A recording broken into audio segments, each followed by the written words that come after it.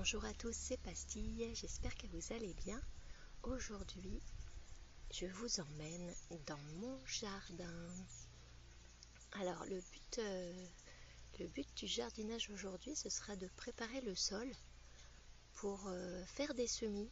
On est début novembre et c'est le moment de faire certains semis et notamment le blé. J'aime bien mettre du blé dans mon jardin. Et donc j'ai avec moi une pioche. Une grande pioche avec deux dents très longues de 30 cm d'un côté et de l'autre côté ça fait comme une lame étroite, comme une houe très étroite et bien solide. J'ai aussi deux seaux. Alors il y en a un, ce sera pour mettre les cailloux que je trouve dans le sol, parce que autant les petites pierres de quelques, on va dire 2 cm à peu près, c'est bien parce que ça aère le sol. Autant les trop grosses, c'est quand même pas terrible, surtout pour les semis. Parce que si une graine tombe dessus, elle a du mal à germer, bien sûr.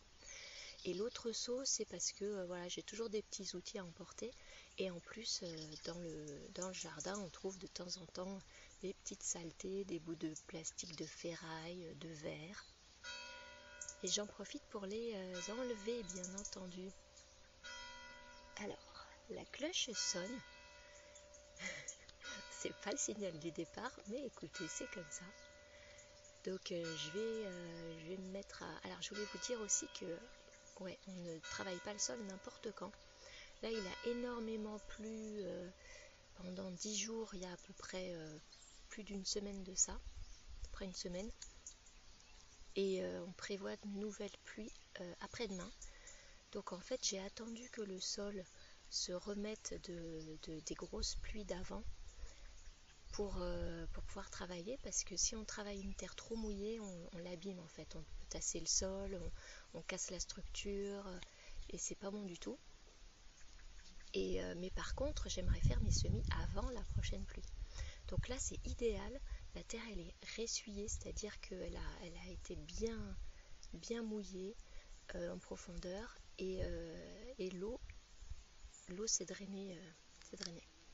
Donc c'est cool, c'est le moment parfait.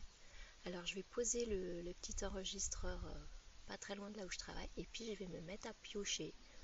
Et après je me mettrai à trier les herbes, enlever les herbes, les cailloux et préparer le sol tout propre.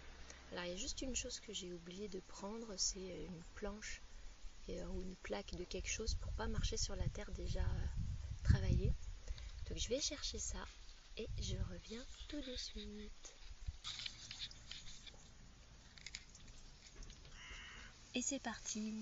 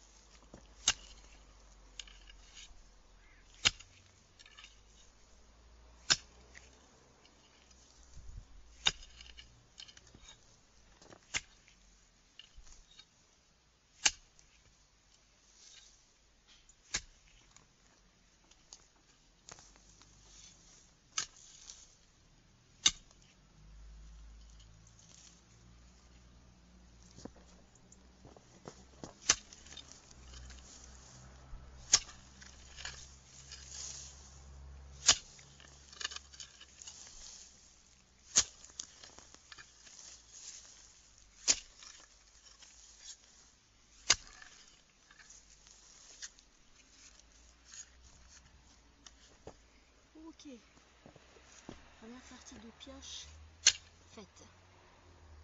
Alors,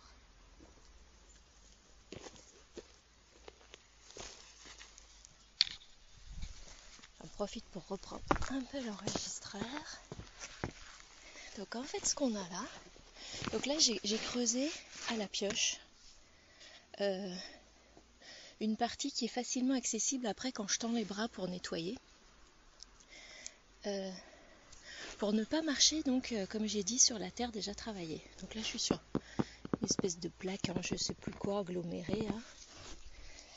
Et alors c'est une terre qui est vraiment facile à travailler en ce moment parce que c'est une terre qui a été fouillée par les sangliers au printemps.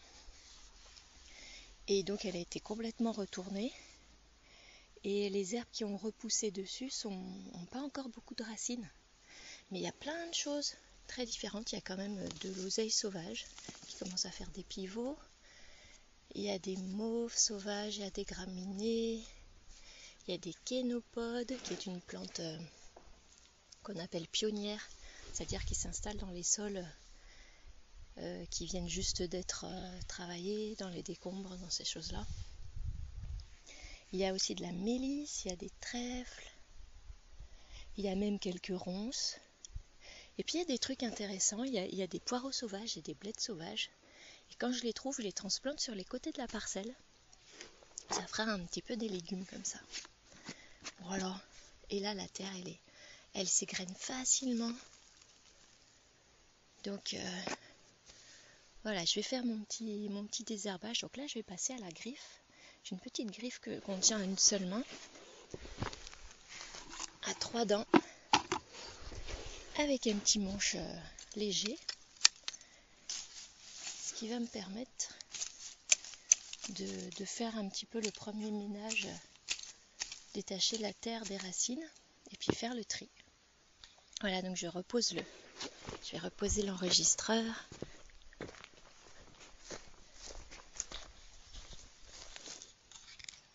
Et on y va.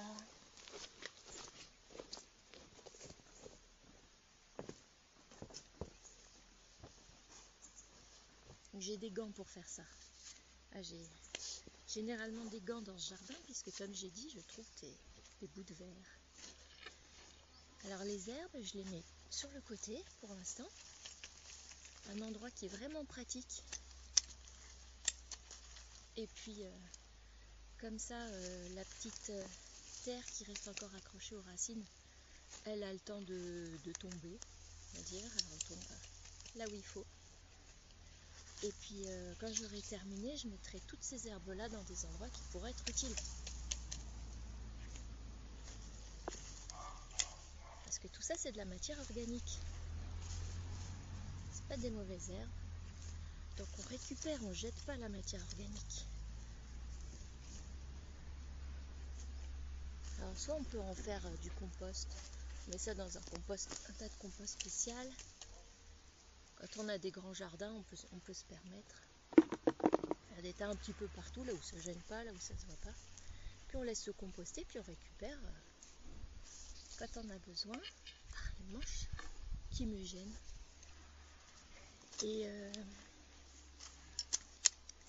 moi, comme j'ai vraiment un petit jardin, j'utilise ces soi-disant mauvaises herbes dans les allées. Je fais des petites allées, des passe-pieds comme on dit, entre les zones cultivées. Et je les paille avec ça. Comme ça me fait un petit tapis pour marcher. Ça empêche les grandes herbes de pousser en dessous. Ça fait des allées.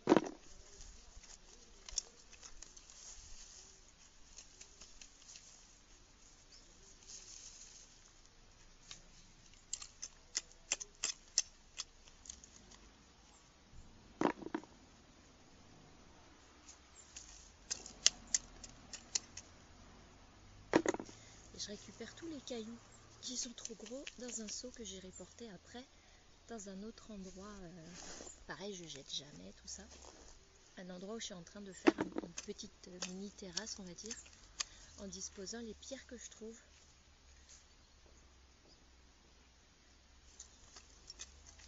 histoire de casser un peu la pente dans mon terrain qui est quand même assez pentu de base.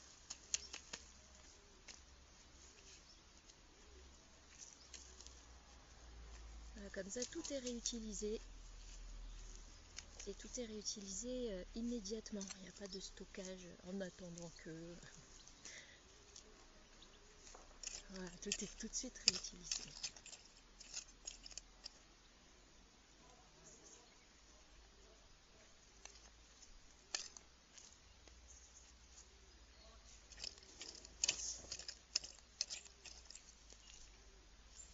La terre est magnifique. On voit des vers de terre qui sont remontés avec les dernières pluies.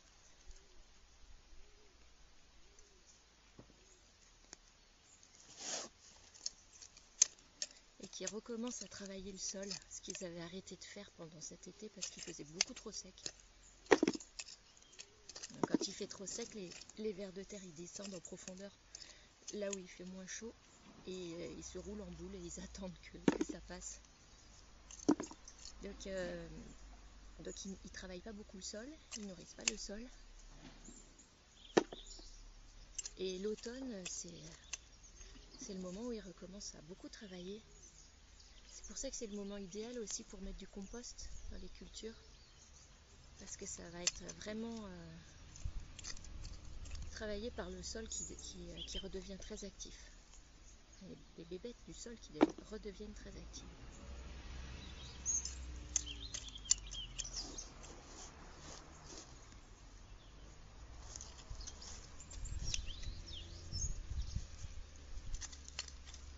On entend des petits oiseaux. C'est bien agréable. Et puis les bruits du village autour.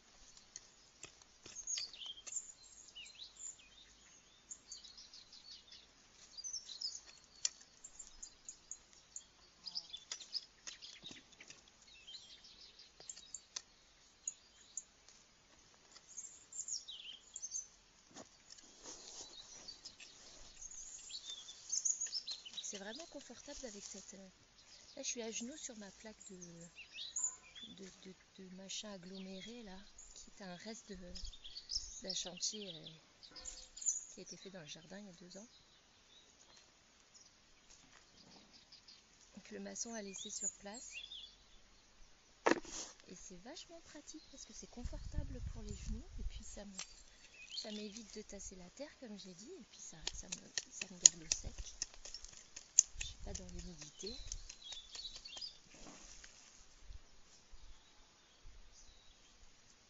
Ouh, une belle population de poireaux sauvages. Venez les petits. Hop. Je vais les transplanter tout de suite sur le côté.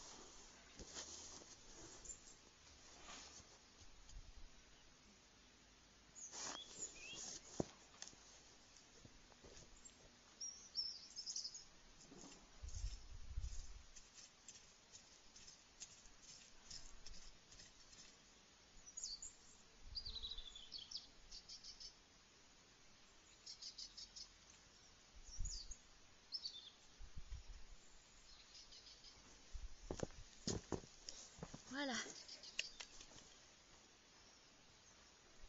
Les poireaux sont en sécurité. Tout va bien.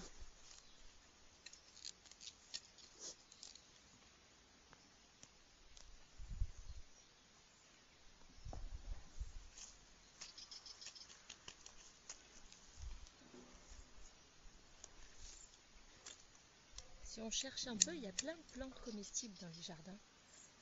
Alors ça dépend un peu de la région dans laquelle on se trouve.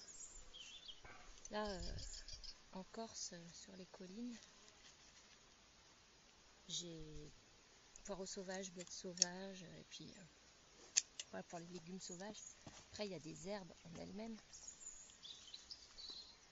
Mais sur le continent, si vous avez un terrain un peu humide, un bord de rivière, vous pouvez trouver de la consoude, ça c'est délicieux. La bourrache, ça se mange pareil, c'est la même famille que la consoude.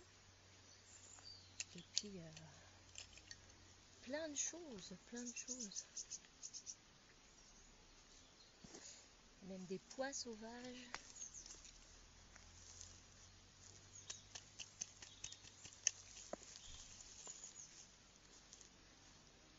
Des radis sauvages. Voilà, pois et radis, j'ai aussi.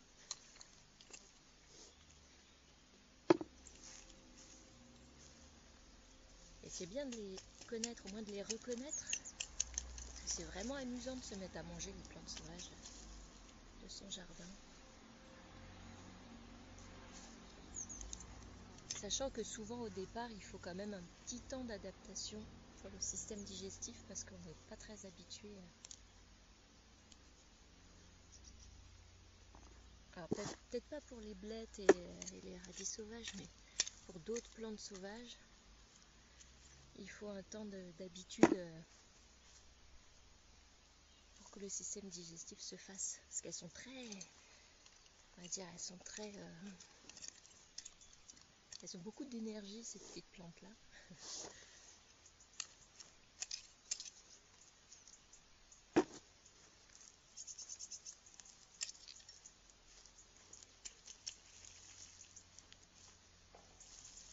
Ça peut un peu vous nettoyer les intérieurs au début.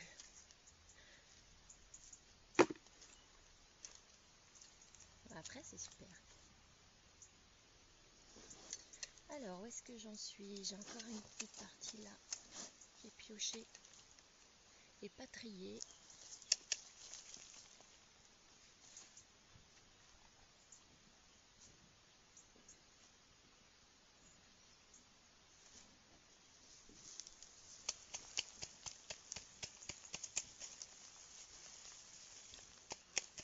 Donc là, je me sers de la petite griffe pour taper les racines. Je tiens l'herbe en l'air.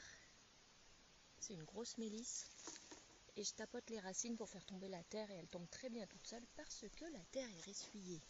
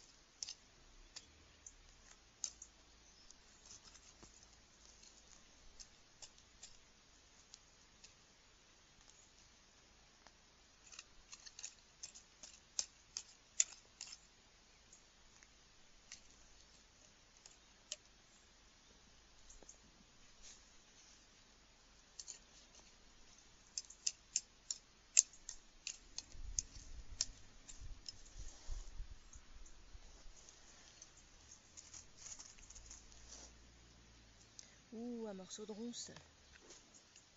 Il y a même des ronces.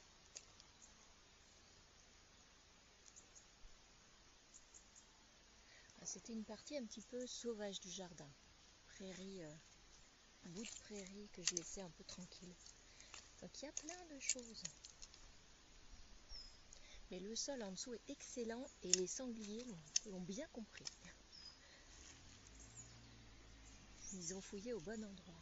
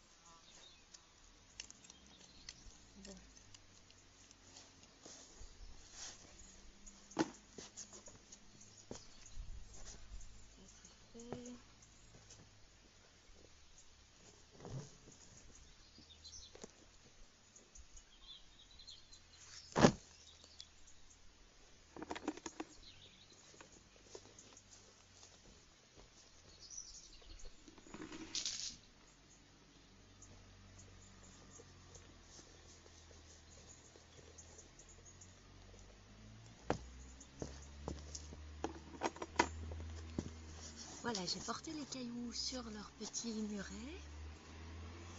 J'ai bien nettoyé les herbes. J'ai déplacé ma petite planche.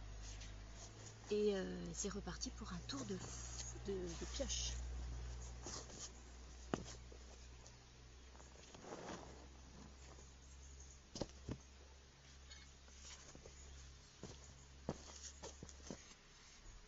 Alors ça va jusqu'où?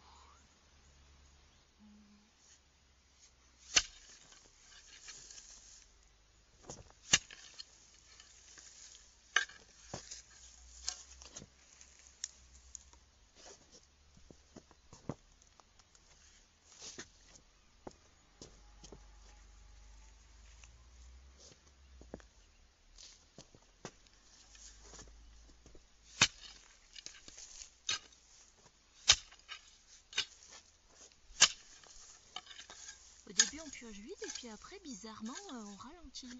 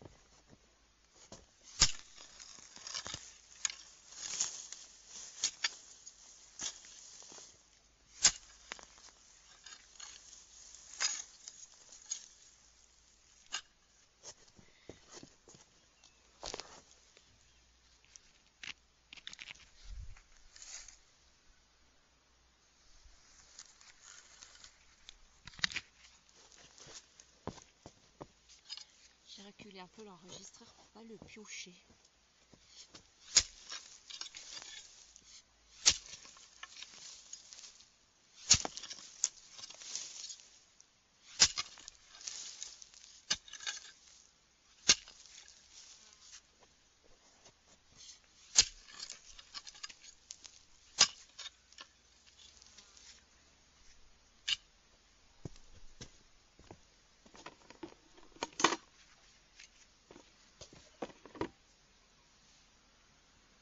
Un petit bout de verre.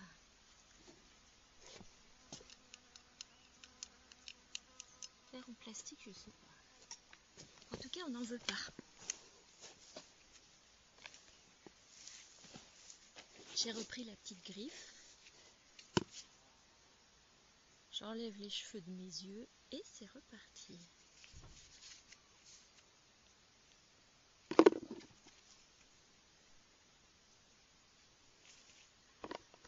Alors, le saut de cailloux. On va l'éloigner un peu du micro.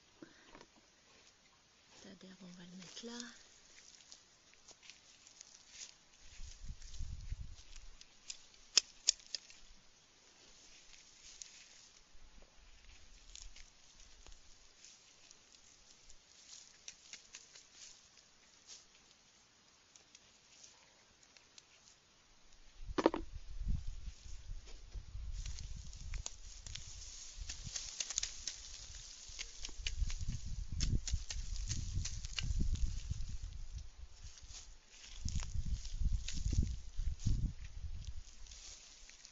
De temps en temps, il y a tout à coup des moments de calme où on n'entend rien. Il n'y a plus d'oiseaux, il n'y a plus de voitures qui passent. C'est calme.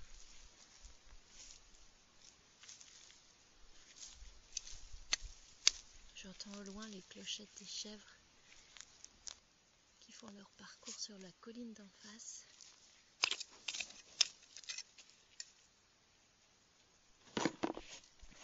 Ça pourrait être pire, quoi.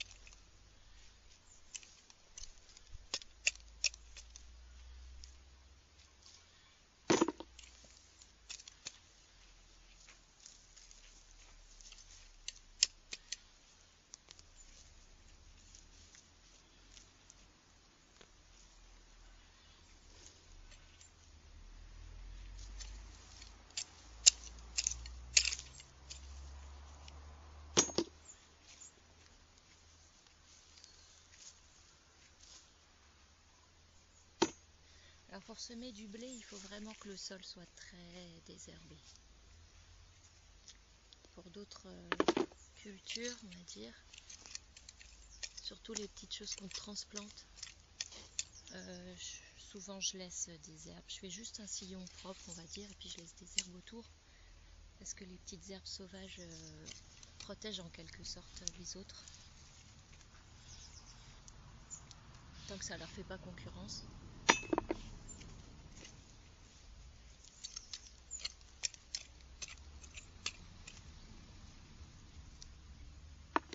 Et pour les semis de blé, c'est compliqué parce que ce qui sort des graines de blé, ça ressemble beaucoup à une mauvaise herbe. Donc si c'est pas propre et que c'est pas en sillon parfait, en fait, quand vient le moment où les petites herbes repoussent tout autour, on ne sait plus trop quoi enlever si on n'a pas fait si on n'a pas tout nettoyé avant et si on n'a pas fait des rangs parfaits.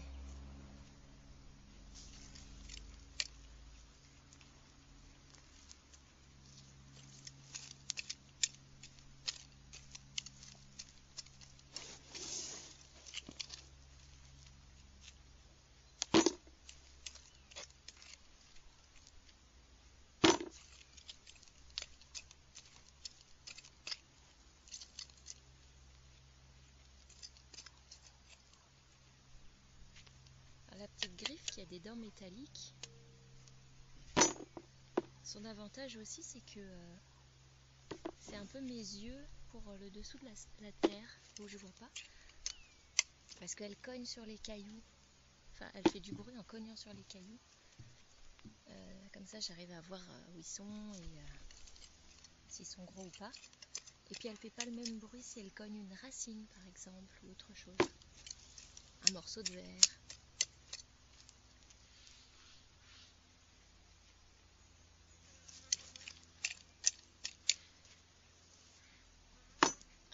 Raté. Avec les petits outils à main, c'est ça qui est bien, c'est qu'on est beaucoup plus sensible à ce qui se passe sous le sol.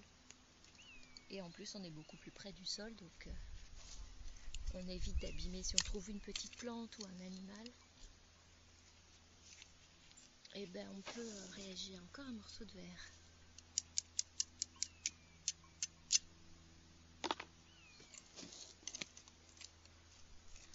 De l'utilité des gants.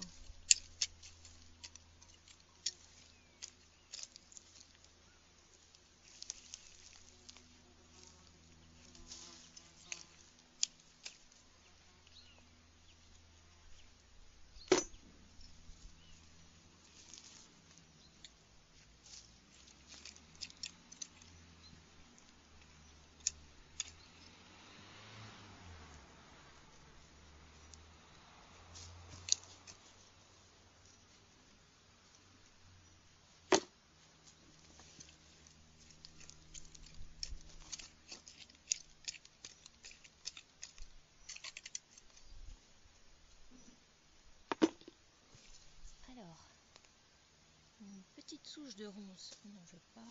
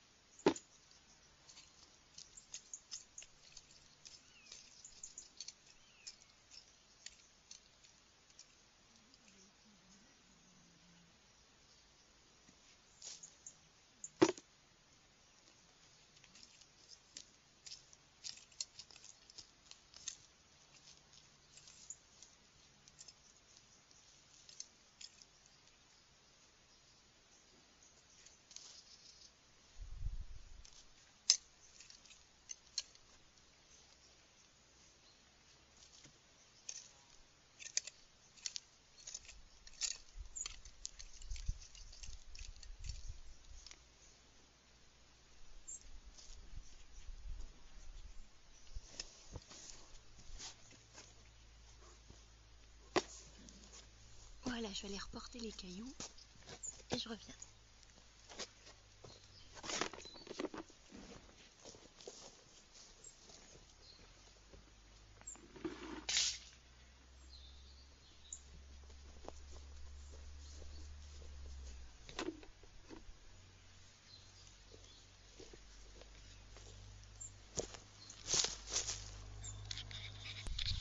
J'ai recommencé à piocher et j'ai trouvé un ver de terre gigantesque.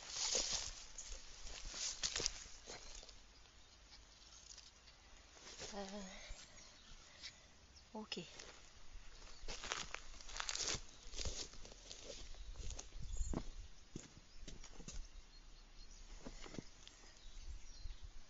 Où est-ce qu'il est, que je le pioche pas. Viens là mon coco.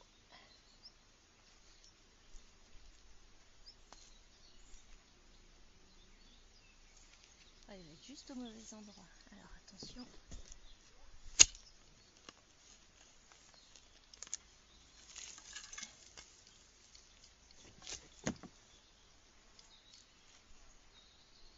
Voilà, je l'ai. Ouh. Alors je sais pas ce que c'est que cette espèce de ver de terre.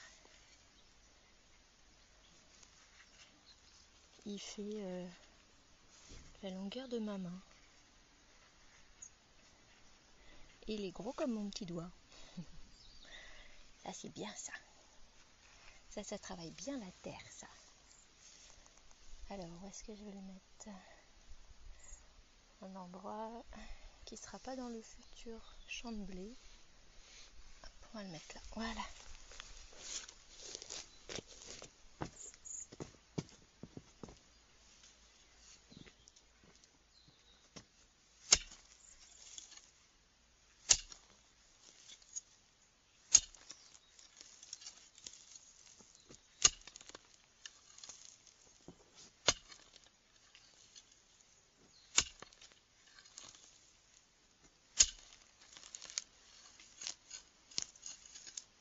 Bon, ça suffit.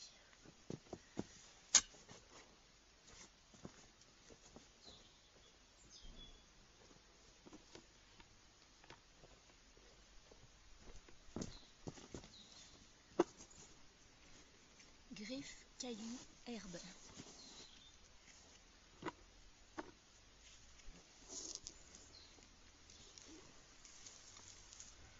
Alors maintenant je suis proche de l'allée, donc je vais en profiter, je mets les herbes directement au bon endroit.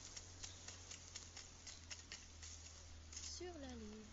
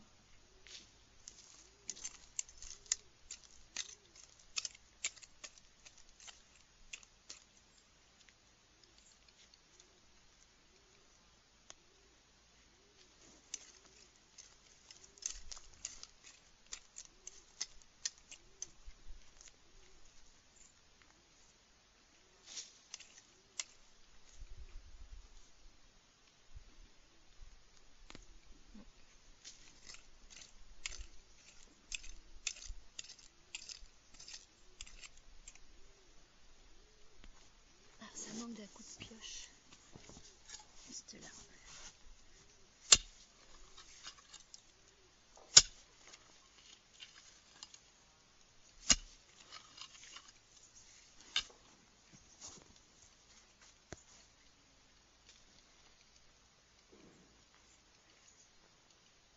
Voilà.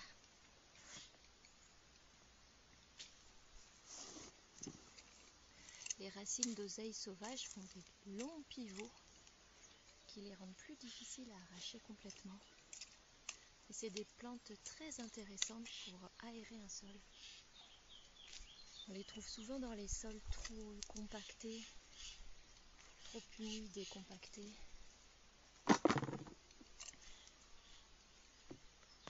Et avec leurs pivots, elles permettent de faire des trous de passage pour l'eau, pour l'air. Et elles améliorent le sol, ce qui permet après à d'autres plantes moins costauds, on va dire, de s'installer. Donc c'est pour ça qu'on l'appelle pionnière, parce qu'elle arrive avant les autres.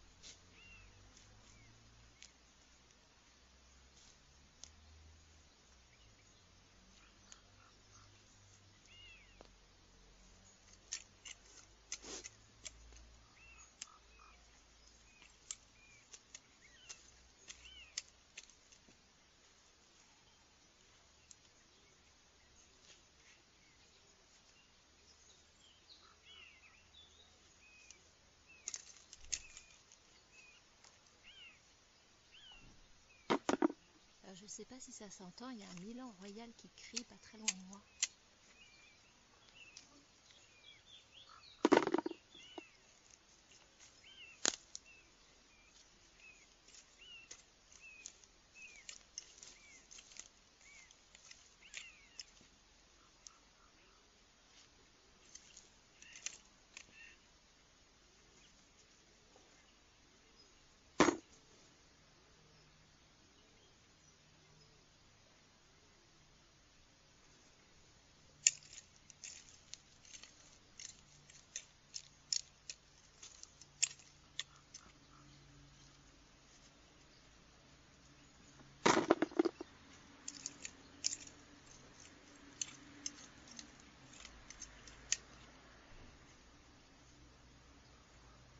Alors, je suis pas loin de la fin.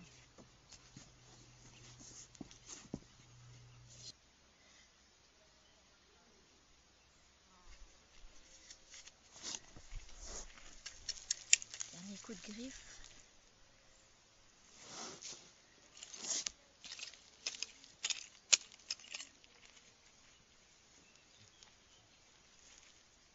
Il y a du fenouil sauvage aussi. Ça aussi, c'est très bon et très parfumé. On peut récolter les graines quand elles sont mûres et ça parfume les plats. C'est super bien. Et on peut utiliser les jeunes pousses toutes jeunes dans des salades. Ça relève bien le goût de la salade.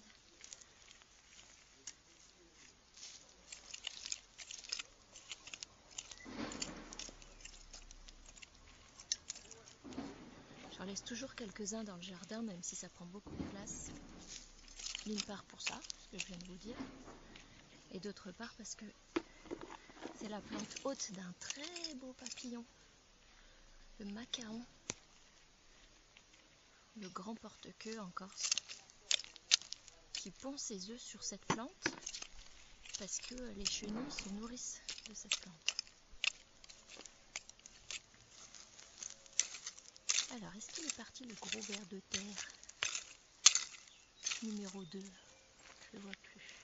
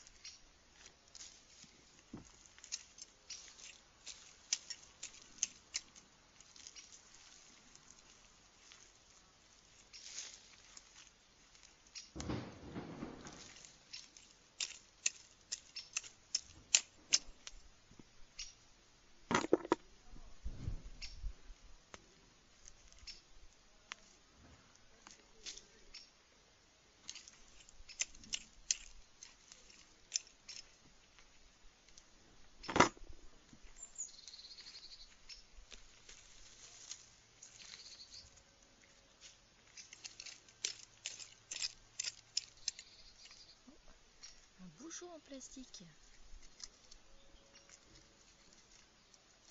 C'est pas du tout sa place. Ah bah raté. Là, parfois on rate les sauts. Le jardinage, c'est aussi un jeu d'adresse.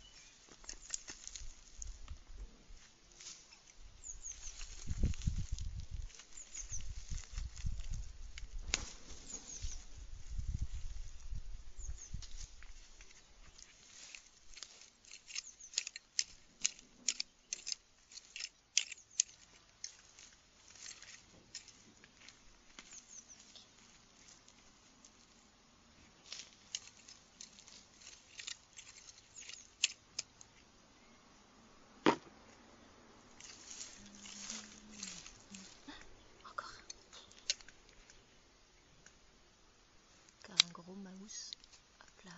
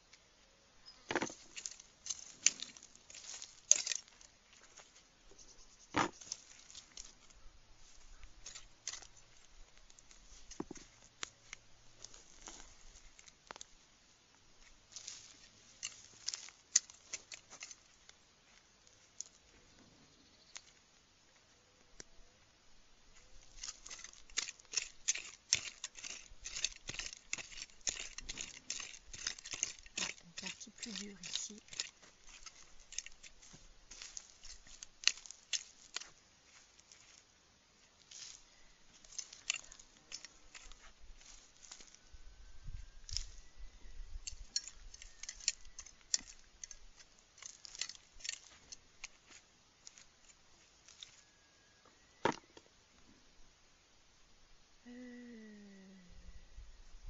Pas mal.